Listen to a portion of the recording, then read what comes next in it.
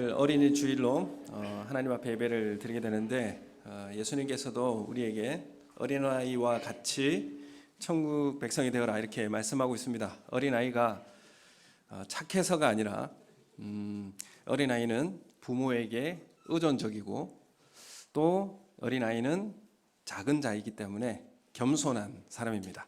그래서 어린아이와 같이 하나님께 의존적이 되어야 되고 또 어린아이와 같이 낮은 자리에서 겸손하게 하나님 앞에 서라, 이런 의미로 어린아이와 같이 되어라 이렇게 말씀하고 있습니다. 우리 어린아이들도 주님의 말씀에 순종하는 그런 아이들이 되기를 소원합니다. 우리 성도님들도 이 어린아이와 같은 믿음을 소유하여서 하나님의 나라의 그 백성으로 소유되는 그런 삶이 되기를 예수님의 이름으로 축원합니다. 우리가 어떤 사람이라고 할 때에 가장 먼저 그 사람을 이제 알아야 할 때 그 사람 누구인가 라고 하는 물음을 갖게 됩니다. 그 사람은 누구인가? 오늘 찬양한 재원이는 누구인가? 이런 이제 질문을 하게 되죠. 근데 재원이는 누구인가? 라고 하고 또한 재원이는 어떤 친구인가? 라고 하는 질문은 좀 다릅니다. 그렇죠. 재원이의 아빠는 누구이고 엄마는 누구인지 잘 알죠. 근데 재원이가 지금 뭐가 필요하고 지금 마음이 어떨까 이런 건 잘 모르잖아요. 그래서 재원이가 누구인가 하고 재원이가 어떤 사람인가 하고는 좀 다른 문제입니다. 그렇죠? 예, 좀 어려운 질문인가요? 재원이 목사님이 이렇게 말해도 괜찮지요? 예, 제가 미리 이야기를 안 해서. 그래서 우리가 이 사람이 누구인가 하고 그 사람이 어떤 사람인가 하고는 다른 문제입니다. 그래서 그 사람에 대해서 누구인가를 알기 위해서 이력서를 받게 되고요. 근데 이력서로 잘 안 되니까 어떤 사람인가를 알고 싶어서 추천서를 받게 되는 것입니다. 추천서를 받으면 이 사람은 삶이 어떻고 사람과의 관계도 어떻고 뭐 가정에서 어떤 사람이고 이런 것들을 이제 정보를 제공해 줄 수가 있는 것이죠. 그래서 우리는 그가 어떤 사람인가, 이것이 또한 우리에게 중요한 문제입니다. 우리 성도들 가운데서도 그 사람은 누구인가, 그 사람은 누구의 아들이고 어떤 일을 하고 있고 이런 이제 정보는 알고 있는데, 여러분 곁에 계신 분들이 그 사람이 어떤 사람인가는 여러분 잘 알고 계십니까? 그 사람이 어떤 인품을 가지고 있고 어떤 성격을 가지고 있고 또 그 인물의 됨됨이가 어떤지는 여러분 잘 알고 계십니까? 지금 그 사람이 뭐가 필요한지 여러분 잘 알고 계십니까? 우리가 그가 어떤 사람인가에 대한 질문에 답하기 위해서는 명함이나 아니면 이력서에는 기록될 수 없는 것들이 있습니다. 그래서 우리가 그 사람을 안다라고 할 때에 그 사람이 어디에서 직업을 가지고 있는가, 학교를 어디 다니는가, 몇 학년 몇 반인가, 이게 중요한 문제가 아니라 우리가 알고 싶은 것은 알고 싶은 거예요. 그 사람을. 그 사람이 어떤 사람인지를 알고 싶은 거죠. 그 사람을 알게 되면 내가 그 사람을 안다, 이 말은 그 사람을 신뢰할 수 있다, 그런 의미가 되는 겁니다. 그래서 우리가 예수님을 아는 것도 그냥 이력서상의 예수님을 아는 게 아니라 예수님은 하나님의 독생자 아들이시래, 우리의 죄를 위해 죽으셨대, 이런 지식도 중요하지만 그 예수님이 나에게 어떤 분이신가를 알아야 되는 것입니다. 알겠습니까? 우리 어린 여러분? 네, 예수님이 나에게 어떤 분이신가를 아는 것이 중요합니다. 내가 그 사람을 안다라고 할 때에 그 사람 신뢰하는 것이거든요. 우리 예수님을 안다라고 하면 우리가 예수님을 신뢰할 수 있게 되기 때문에 그렇습니다. 그래서 우리는 누구인가의 질문에 대한 답은 있는데 어떤 사람인가에 대한 답이 소홀하면 곤란한 일을 겪게 되는 것이죠. 우리가 그 사람을 잘 모르면 우리의 마음을 잘 열 수도 없고요. 또 그 사람을 믿을 수도 없는 그런 상황이 됩니다. 그래서 누구인가, 그가 어떤 사람인가에 대해서 알아야만이 내가 그 사람을 안다라고 그렇게 말할 수 있는 것이죠. 여러분, 그래서 예수님을 안다라고 할 때 예수님이 나에게 어떤 분이신지 그렇게 알아가시는 우리 어린이와 우리 성도님들 되시기를 예수님의 이름으로 축원합니다. 예수님 우리에게 소개하고 계십니다. 하나님은 누구인가? 전능하신 하나님이요. 하나님은 누구신가요? 어린이 여러분, 하나님은 누구신가요? 천지 만물을 창조하신 하나님이시죠. 전지전능하신 분이시죠. 그러면 하나님은 어떤 분이십니까? 성경에는 이렇게 소개하고 있습니다. 긍휼이 많으시고 사랑이 충만하시고 또 정의로우시고 또 우리의 마음을 이해하시고 그런 어떤 하나님이신지를 또한 소개하고 있어요. 그래서 그 하나님을 우리는 만나고 알아야 하는 것이죠. 예수님도 오늘 이 요한복음 10장 11절에 예수님이 어떤 예수님인지를 우리에게 말씀해 주고 있습니다. 우리 어린이들에게 질문해 보도록 하겠습니다. 예수님은 어떤 예수님이냐고 오늘 말씀에 소개하고 있을까요? 자, 한 목소리로 해볼까요? 시작.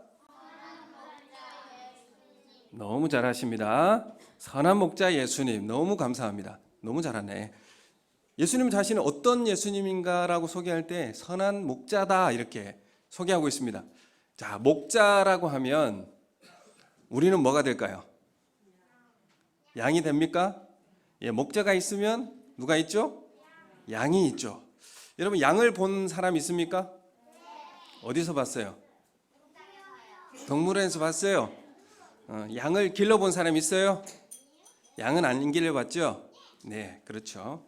그래서 양이 어떤 동물인지 우리를 양으로 비유하고 예수님을 목자로 비유하셨는데, 그러면 양은 어떤 동물인가 우리가 좀 알아봐야 될 필요가 있죠. 그래서 제가 인터넷에서 좀 찾아보고 그림 있는 걸 좀 알아왔습니다. 한번 보여주십시오. 양이 어떤 동물인가? 근데 양은 특징이 있어요. 양은 목자가 항상 필요합니다. 양이 좀 부족하고 연약해서 항상 목자가 필요합니다. 이 양이 왜 목자가 필요할까에 대해서 한번 특성을 한번 보도록 하겠습니다. 첫 번째 장 넘겨주시면, 자, 1번에 보면 뭐라고 한번 읽어보겠습니다. 시작. 양은 시력이 좋지가 않대요. 그러니까 가까이 있는 것만 보지 먼 곳에 있는 걸 잘 보지 못한다고 합니다. 그래서 누가 필요해요? 목자가 필요해요. 저 먼 데로 안내해야 되는 목자가 필요한 거예요. 두 번째 읽어봅시다. 시작. 지혜롭지 못해요. 양이 지혜롭지 못해가지고 어디로 가야 될지 어떻게 해야 될지 잘 몰라요. 그렇기 때문에 양이 목자의 지도를 받아야만 살 수 있대요. 자, 그럼 세 번째 한번 볼까요? 세 번째 시작. 양이 생각보다 털이 많이 나기 때문에 털이 안 깎아주면 엄청나게 커져가지고 한 46kg가 될 정도로 털 무게가 그렇게 나가는 적도 있대요. 그래서 양은 뒤집어지면 스스로 일어날 수 있을까요? 못 일어날까요? 못 일어나요. 양은 스스로 못 일어나기 때문에 도움이 필요해요? 안 필요해요? 도움이 필요해요. 누구의 도움이 필요합니까? 목자의 도움이 필요한 거예요.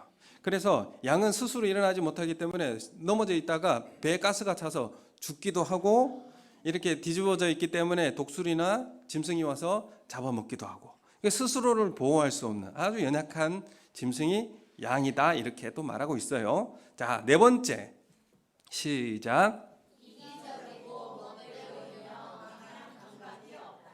아멘 하십니까? 그 양은요 어디로 가야 될지 잘 모르고 그리고 되게 불순종적이고요. 자기 멋대로 하고 싶은 그런 마음이 많대요. 그래서 말도 안 듣고 절벽에 그냥 떨어져 죽는 친구들이 많대요. 양들이. 그래서 꼭 누가 필요해요? 목자가 필요하다는 거죠. 자, 그다음 다섯 번째 읽겠습니다. 시작. 신기하게 양은 죽음 앞에서 얼음이 돼요. 얼음이 돼서 울지도 못하고 가만히 멍하게 그냥 죽음을 맞이하는, 그게 바로 양이라고 합니다. 그래서 양은 예수님이 어린 양과 같이 그렇게 죽음으로 우리를 대속해 주셨죠. 그래서 양으로 비유하고 소리를 지르지 않는데요. 염소는 생각보다 안 죽으려고 되게 소리도 많이 지르고 그렇대요. 근데 양은 생각보다 죽음 앞에서 얼음이 된다는 거죠. 가만히 있는 것이죠. 자, 그러면 여섯 번째 한번 볼까요? 시작. 양들은요 특이한 게 있는 게, 자신의 목자의 소리를 잘 기억하고 목자의 소리만 듣고 반응하고 간대요. 다른 사람이 말하면 절대로 듣지 않고 목자의 소리만 듣고 반응해서 따라간대요. 그게 바로 양들의 특징이에요. 그래서 양들은 목자가 반드시 필요하고요. 목자의 인도함을 꼭 받아야 살아갈 수 있는 짐승이 누구라고요? 예, 그 양을 바로 우리에게 비유하고 있어요. 7번째 있나요? 7번째 없나요? 예, 한 장 더 넘겨주십시오. 그래서 여기 보면 양우리가 있어요. 양우리가 있는데 이 양우리에는 돌담으로 이렇게 쌓여져 있고 여러 주인들의 양들이 여기에 섞여 있어요. 섞여 있는데 양의 문이 있죠. 양의 문이 하나밖에 없어요. 양의 문이 하나밖에 없는데 그 양 문 앞에 누가 지키고 있을까요? 예, 목자가 지키고 있어요. 목자가 지키고 있어서 그 목자가 양의 문을 통해서 보내주고 또 내보내주고 이런 역할을 양의 문을 통해서 하고 있죠. 밤새도록 목자는 여기에서 잠을 잡니다. 양을 지켜주고. 그래서 오늘 요한복음 10장에 보면 예수님을 또 어떤 분으로 소개하냐면 나는 양의 문이다 이렇게 소개해주고 있어요. 그리고 또한 나는 선한 목자다. 어떤 예수님인가를 우리에게 소개해주고 있어요. 그래서 한 장 더 넘겨주시면 각 이제 목자들이 와서 양들을 데려갈 거 아니에요. 이제 아침에 밥 먹어야 되니까. 그러면 양들에게 표시가 안 돼 있고 거의 비슷하잖아요. 뭐 어떻게 목자가 자기 양들을 데리고 갈까요? 예, 맞아요. 양들은 목자의 소리를 알아요. 그래서 얘들아 가자 그러면 양들이 그 목자를 내 주인 목자를 알고 스스로 빠져나간대요. 그래서 표를 안 해놔도 이 양들은 목자의 소리를 잘 듣고 그 목자만 따라간대요. 그래서 주인이 오면 양 데려가고 또 주인이 오면 양 데려가고 그렇게 해가지고 양들이 목자를 따라가서 푸른 풀밭에서 양식을 먹게 되는 것이죠. 그런데 중요한 거는 여기에 보면 양들이 염소들과 함께 섞여 있대요. 염소들과 섞여 있는데 한 3대 1로 섞여 있대요. 왜 섞여 있냐면 양과 염소 중에서 염소는 어떨까요? 사납나요? 염소가 좀 필요 없는 존재일까요? 생각보다 염소가 양들에게 좀 있어야 된대요. 오늘 우리가 사무엘상 우리가 큐티 하는데 나발의 집에서도 보면 양이 3,000마리 정도, 염소가 1,000마리 정도 3대 1 비율로 이렇게 데리고 있는데 왜 그러냐면 양들은 가라고 해도 잘 안 간대. 그리고 시력도 나빠가지고 잘 안 가는데 염소는 가라고 하면 호기심도 있고 또 그래서 잘 간대. 앞으로 잘 간대. 앞서서 잘 나선대요. 그러니까 염소가 앞서서 나가면 그 염소에 방울을 달아주면 양들이 어떻게 될까요? 졸졸졸졸 따라가는 거예요. 아 가는가 보다 그러고 가는 거예요. 그래서 양들이 있어야 염소가 있어야 양이 그 염소를 가는 걸 보고 따라가는 거죠. 그 염소가 앞으로 가면 양들이 아 가는가 보다 그리고 따라가는 거예요. 시력도 별로 안 좋으니까 염소가 양인 줄 알고 따라가는 거예요. 근데 염소들은 그 무리지어 다니지 않는데 양은 무리지어 다닌대요. 더운데 무리지어서 이렇게 있대요. 왜 무리지어 있느냐면 굉장히 더운 지역이거든요. 그래서 왜 그 더운데 이렇게 무리지어 있느냐 하면 그늘이 생기잖아요. 서로 그늘이 생기기 때문에 머리를 서로의 그늘에 이렇게 쳐박고 그래서 좀 시원하게 그렇게 있으려고 무리지어 있대요. 그래서 염소가 왜 꼭 필요하느냐 하면 그 이스라엘 땅에는 우리 같이 이렇게 푸른 초장이 아니에요. 그냥 광야예요. 근데 양은 어떻게 풀을 뜯어 먹냐면 그냥 뿌리채 다 뜯어 먹어버린대. 그래서 풀도 몇 개 없는데 뿌리채 뜯어 먹어버리면 이제 어떻게 돼요? 더 이상 잎사귀가 안 나질 거 아니에요. 그래서 양들이 지나가면 양들만 있으면 그 지역이 초토화 된대. 황폐해진대. 그런데 염소는 어떻게 먹냐면 염소는 뿌리를 안 먹고 잎사귀만 뜯어 먹는데 그리고 뜯어 먹고 또 옮겨서 뜯어 먹고 그렇기 때문에 초원이 보호가 되는 거예요. 그래서 염소를 따라가는 양들 때문에 그 목초지가 보호가 되는 거죠. 그래서 염소가 나쁜 것도 아니고 염소에게 또 같이 무리에 섞여 있는 양들이 어쩌면 같이 공존하면서 같이 생활하는 그런 이제 공동체의 모습을 가지고 있어요. 양도 필요하고 염소도 필요해요. 근데 양과 염소에는 누가 꼭 필요합니까? 예, 목자가 필요하다. 이렇게 말씀하고 있어요. 그래서 예수님이 자신을 누구인가라고 소개하고 또한 어떤 예수님인가를 소개하고 있습니다. 나는 선한 목자다. 우리 함께 따라 보겠습니다. 예수님 어떤 분이시라고요? 한 번 더 시작. 예, 예수님은 자신을 선한 목자로 이렇게 말씀해 주고 있습니다. 그래서 예수님을 우리는 선한 목자 되신 예수님을 우리는 따라가야 되죠. 우리가 스스로 살아갈 수 없는 존재라는 것을 우리에게 말씀하고 있어요. 그래서 우리는 목자를 따라서 살아가야만이 쉴만한 물가로 인도받게 된다는 거죠. 우리가 다윗을 잘 알고 있죠. 다윗이 어떤 사람입니까? 우리 어린이들, 다윗이 어떤 사람이죠? 목자인가요? 네, 목자 맞아요. 목자 맞아요. 네, 목자의 목동이었습니다. 잘하네요. 우리 시편 23편에 보면 이 다윗의 시가 나와요. 다윗의 시 1절을 보면 우리 함께 읽어볼까요? 시작.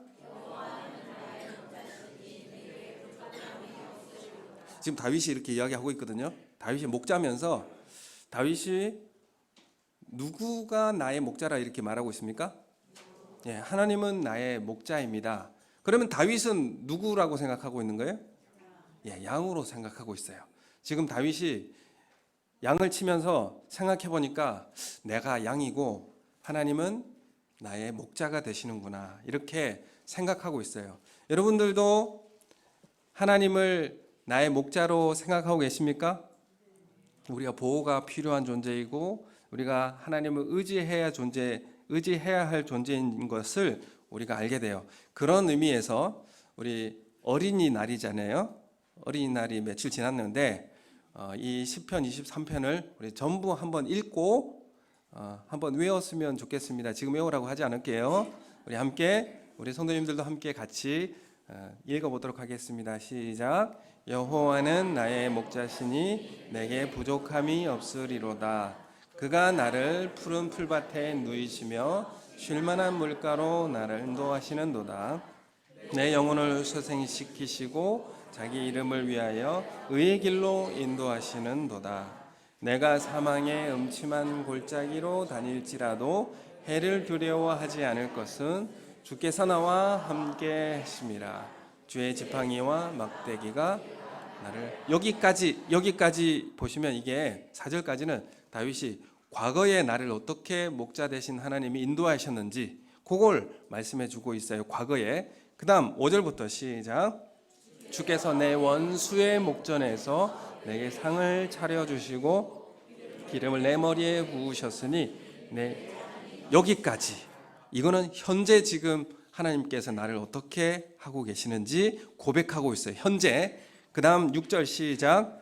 내 평생의 선하심과 인자하심이 반드시 나를 따르리니 내가 여호와의 집에 영원히 살리로다. 아멘. 여기까지. 이거는 그러면 과거 이야기했고 현재 이야기했고 그럼 이건 뭘 이야기할까요? 예, 미래에 주님은 반드시 나를 여호와의 집에 영원히 살게 하실 것이다. 이 고백을 지금 다윗이 하고 있어요. 과거에 하나님께서 나를 목자와 같이 나를 인도해 주셨고 지금도 그렇게 이끌어주고 계시는데 미래에도 반드시 우리를 하나님 나라로 이끄실 것이라는 믿음을 가지고 고백하고 있는 다윗의 시입니다. 여러분들도 이런 믿음의 고백으로 살아가시기를 예수님의 이름으로 소원합니다. 그래서 양들은 목자의 음성을 들을 수가 있어야 되고요. 그리고 목자가 있어야 우리는 양식을 먹을 수 있고 위험을 피할 수도 있습니다. 그래서 이 선한 목자 되신 예수님의 음성을 들을 수 있는 우리 어린이들 되시기를 소원합니다. 여러분들 예수님의 음성을 들을 수 있어야 우리는 위험한 곳을 피하고 그리고 쉴만한 물가로 안내받을 수가 있는 것입니다. 주님의 음성을 성경을 읽을 때, 예배를 드릴 때, 기도할 때 꼭 주님의 음성을 들을 수 있는 우리 성도님들 되시길 소원합니다. 여러분 우리 어린이들만 필요한 문제가 아니라 우리 성도님들이 주님의 음성을 들을 수 있어야 되고요. 주님의 음성에 반응할 수 있는 삶을 사시기를 소원합니다. 여러분 내 속에서 들리는 내 음성만 듣고 내가 원하는 것만 듣는 것이 아니라 주님의 음성을 듣고 순종하며 따를 수 있는 그런 삶이 되시기를 예수님의 이름으로 소원합니다. 예수님은 선한 목자라고 말씀하시고 또한 선한 목자의 반대말은 뭐랄까요? 악한 목자입니까? 선한 목자의 반대말은 11절, 12절에 보면 뭐라고 나오죠? 사꾼 목사 이렇게 나옵니다. 사꾼 목사는 누구일까요? 사꾼 목사는 아르바이트 목자입니다. 아르바이트생 목자예요. 그래서 주인이 아니죠. 그래서 이 아르바이트생 목자는 돈을 받고 일하기 때문에 자기 생명을 위해서 위험한 일이 닥치면 도망쳐요. 양을 버려두고 도망치는 일을 하게 됩니다. 그래서 아르바이트 목자는 짐승이 덤비면 양보다는 자기 생명을 위해서 도망칠 수도 있어요. 그렇기 때문에 사꾼 목자는 좋은 목자는 아닙니다. 그러나 예수님은 좋은 목자, 선한 목자다 이렇게 말씀하고 있고 양들을 위해서 일하는 진실한 목자이다라고 말씀하고 있습니다. 그래서 11절 말씀과 같이 우리 11절 말씀 우리 함께 다시 한번 읽어볼까요? 시작.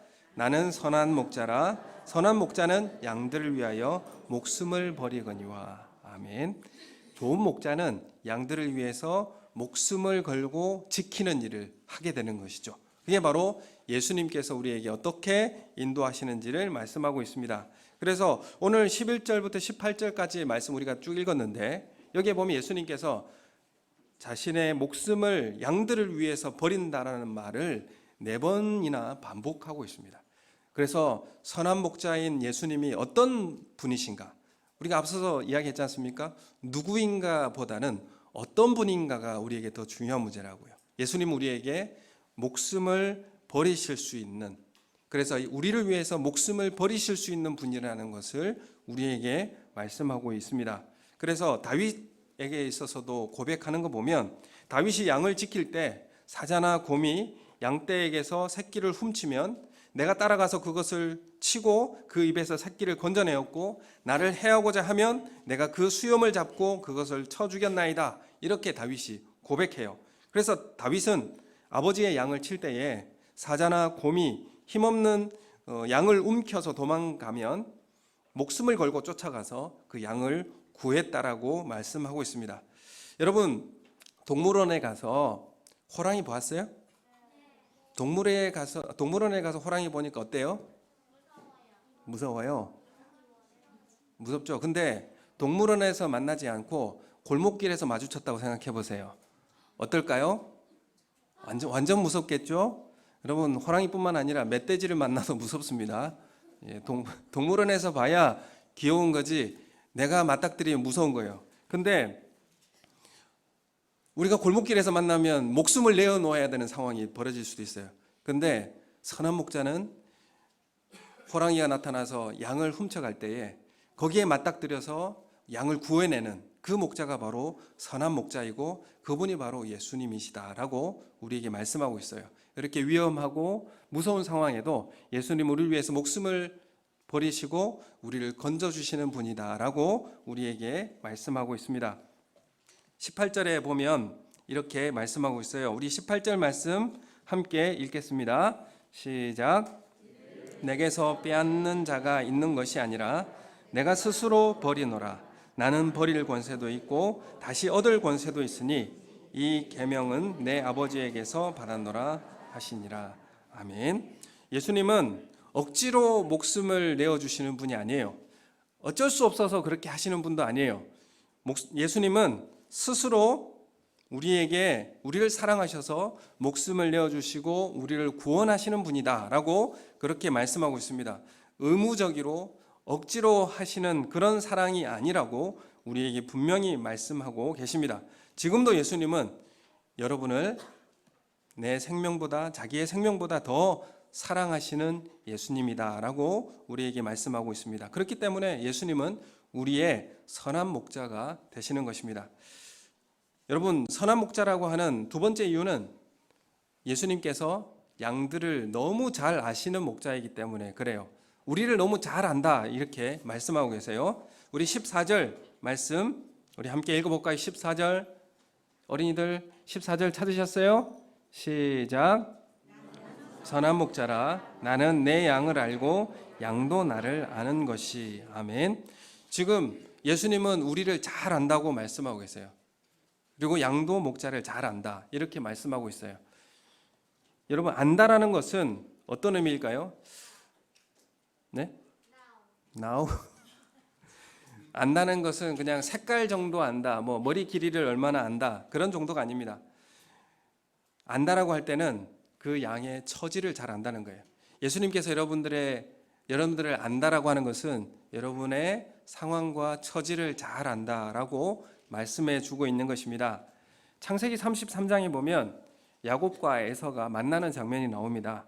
그래서 많은 재산과 함께 모아서 형들을 만나게 되는데 우리 함께 읽어볼까요? 창세기 33장 12절에서 14절 말씀 시작. 에서가 이르되 우리가 떠나자, 내가 너와 동행하리라. 야곱이 그에게 이르되 내 주도 아시거니와 자식들은 연약하고 내게 있는 양떼와 소가 새끼를 다리고 있은즉 하루만 지나치게 몰면 모든 떼가 죽으리니 청하건대 내 주는 종보다 앞서가소서. 나는 앞에 가는 가축과 자식들의 걸음대로 천천히 인도하여 세일로 가서 내 주께 나가라이다. 아멘. 지금 형과 그 야곱의 가축들이 이제 같이 있는데 형이 이렇게 말해요. 빨리 가자. 서둘러. 내가 앞서갈 테니까 따라와라.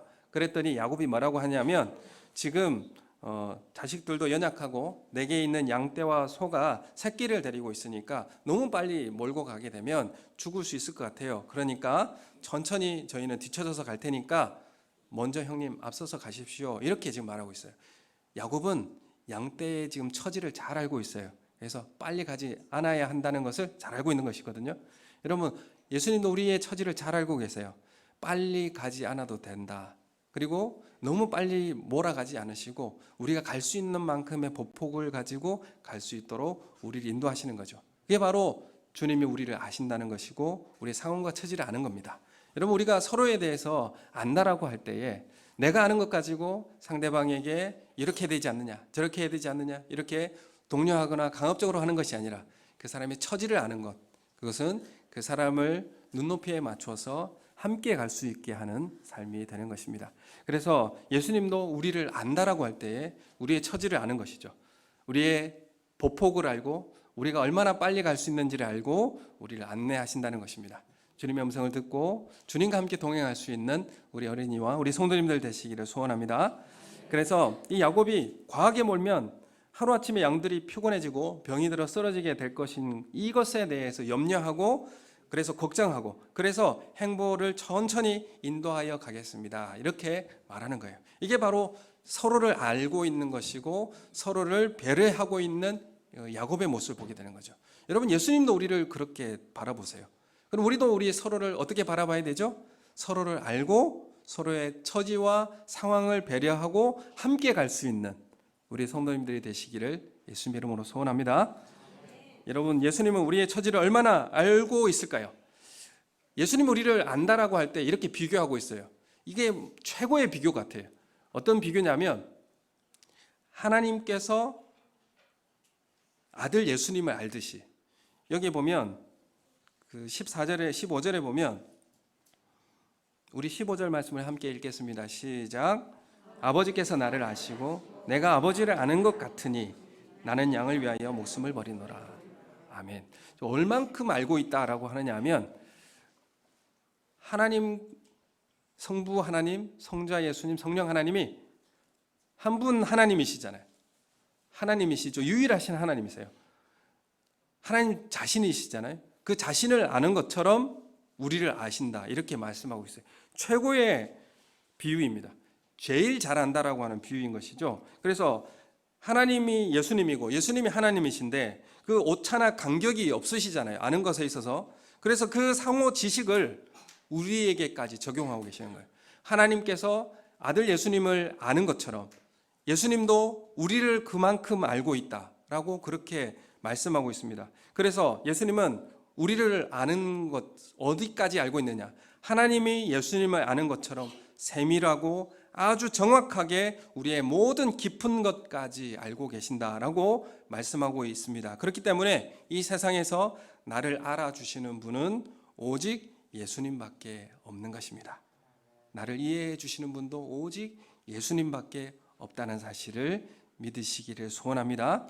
여러분, 영어 숙제가 너무 많고 학원 다니는 게 너무 힘들지만 내 마음을 정확히 알고 계시는 분은 오직 누구시라고요? 네, 하나님 예수 그리스도이십니다. 그래서 마음이 너무 힘들고 어려울 때, 엄마도 내 마음을 잘 못 알아줄 때, 그러면 어떻게 해야 될까요?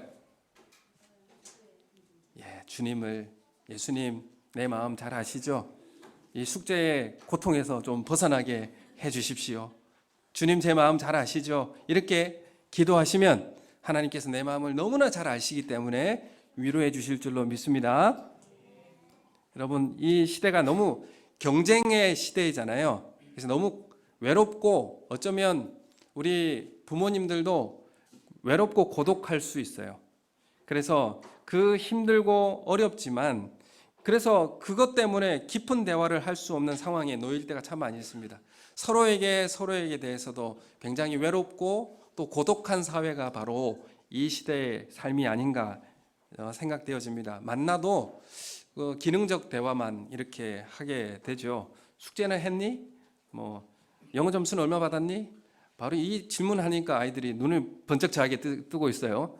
이런 이야기를 많이 듣게 되니까. 그래서 우리가 만나도 이런 기능적인 대화만 나누고, 그래서 주식이 어떤가, 요즘에 어느 지역의 아파트 값이 떨어졌는가, 이런 대화와 이런 지식적인 대화만 나누게 되니까 사실 우리에게는 더 고독하고 외로운, 우리의 마음을 잘 알지 못하는 그런 상황이 되지 않는가 우리는 확인해 보게 됩니다. 그래서 우리가 서로를 대화를 나누면서도, 우리가 함께 있으면서도 실상은 서로를 모르는 그런 삶을 살고 있지 않는지 우리는 돌아보게 됩니다. 그래서 사람들은 내 존재 자체를 인정해주고 이해해 줄 수 있는 그 누군가를 찾고 싶어지는 것입니다. 마음속에 있는 이야기를 마음껏 하고 싶고 이해받고 싶고, 그 마음이 우리 마음에 있는 것이죠. 교회에서조차 서로 마음을 터놓고 이야기하지 못하는 그런 관계가 되면 우리는 어디로 가야 되겠습니까? 누군가, 그 사람이 누구인가, 여기에서 우리는 그 사람이 어떤 사람인가로 가게 되면 우리의 마음속, 그 사람이 어떤 사람인지를 알게 되면 우리 마음속에 기쁨도 함께 나누고 슬픔도 함께 나눌 수 있고 위로할 수 있는 그런 사이가 될 줄로 믿습니다. 우리가 서로를 깊이 알아가기를 소원하고요. 그러나 우리가 의지할 곳이 없고 우리의 마음을 위로받을 곳이 없다고 할지라도 우리는 주님께서 우리의 선한 목자가 되어주신다라고 말씀하고 있습니다. 나의 속사정을 너무나 잘 알고 계시기 때문이고 나의 처지를 가장 잘 이해해 주시는 분은 바로 예수 그리스도이시다라고 말씀하고 있습니다. 어디가 나에게 가장 약한 부분인지, 왜 나는 불안하고 있는지, 왜 자주 넘어지는지, 왜 내가 울고 있는지, 왜 내가 기죽어 있는지 주님은 나를 가장 잘 알고 계시는 분이십니다. 나를 사랑하시는 분이기 때문에 나를 가장 잘 알아주시는 분이 또한 바로 예수님이십니다. 내 안에 계시기 때문에 나를 더 깊이 알고 계십니다. 나를 알아주는 사람이 한 사람도 없다라고 여겨지는 그런 외로운 생각이 들게 된다면 예수님을 바라보시길 소원합니다. 나를 아신다는 말은, 나를 알고 있다라고 하는 말은 나를 도와주시겠다라고 하는 말과 똑같습니다. 나를 알고 있는 그분, 주님 앞에 나아가시는 우리 성도님들 되시기를 소원합니다. 빌립보서 4장 6절의 말씀 우리 함께 읽어보겠습니다. 시작. 아무것도 염려하지 말고 모든 일에 기도와 간구로 너희 구할 것을 감사함으로 하나님께 아뢰라. 아멘.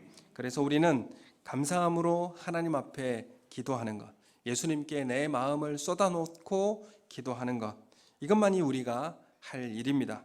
우리에게 나를 알아주시는 분이 계십니다. 예수님은 자신의 생명보다 나를 더 사랑하시고 나의 깊은 속사정까지 다 알고 위로해 주시는 그분은 바로 우리에게 선한 목자이신 예수님입니다.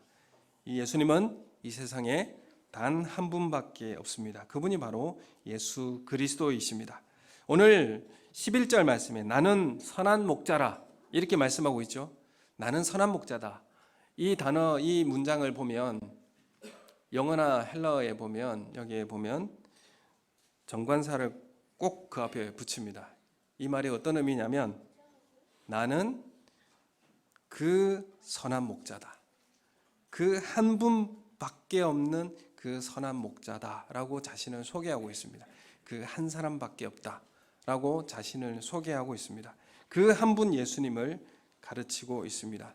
영어로 이야기하면 I am the good shepherd. 죄송합니다, 발음이. 어쨌든 정관사가 붙고 있다는 거죠. 그 한 사람, 그분 예수 그리스도. 우리 어린이들이, 우리의 자녀들이 그 한 분 예수님을 만나는 인생이 되기를 원합니다. 가장 어려울 때, 또 가장 위로받고 싶을 때, 또 홀로 되고 고독할 때 그 예수님을 만날 수 있는, 그래서 그 인생 가운데 예수님을 만나서 참 기쁨이 회복되어지는 그런 인생이 되기를 예수님의 이름으로 축원합니다. 함께 기도하겠습니다.